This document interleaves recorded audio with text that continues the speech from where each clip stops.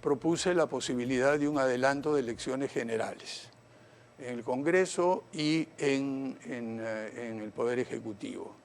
Luego, en abril, en otro artículo que publiqué el año pasado, indiqué que esto debería hacerse con un cambio mínimo, pero importante en las reglas electorales para asegurarnos que no estamos con más de lo mismo, y con un compromiso de aquellos legisladores que salgan elegidos en ese proceso electoral de atenerse a una agenda de reformas discutidas con la ciudadanía. Eso se planteó hace más de un año y creo que sigue vigente.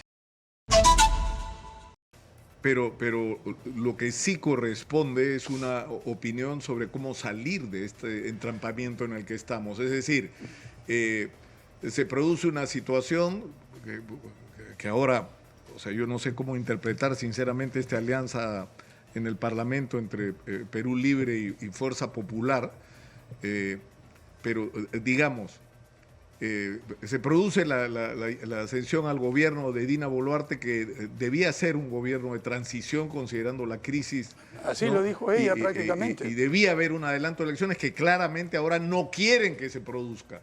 Pero ¿cuál es la opinión de Francisco Sagasti sobre esto? ¿Cuál es la salida a esta situación en la que estamos? Hay varias salidas, ¿no? En primer lugar, recordemos que en marzo del año pasado y luego en abril del año pasado propuse la posibilidad de un adelanto de elecciones generales en el Congreso y en el Poder Ejecutivo.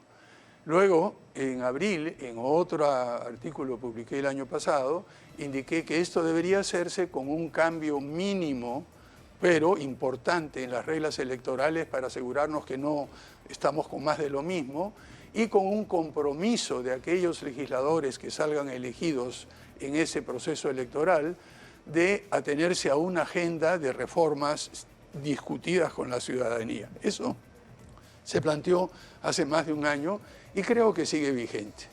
A mí no me convence esa idea de que un adelanto de elecciones va a dar inestabilidad. Si se hace un adelanto de elecciones generales con nuevas normas, y no todas, pero por lo menos el mínimo que garantice una mejor representación y una cierta convergencia de diferentes fuerzas, yo creo que, como usted dice, podríamos tener un nuevo gobierno de transición, cuya tarea central sería enfrentar problemas inmediatos que tenemos ahora como Ejecutivo, y la tarea central del Congreso sería introducir las reformas que permitan un proceso electoral mucho más razonable en el 2026. Yo creo que esto sería la salida menos traumática, por llamarlo así.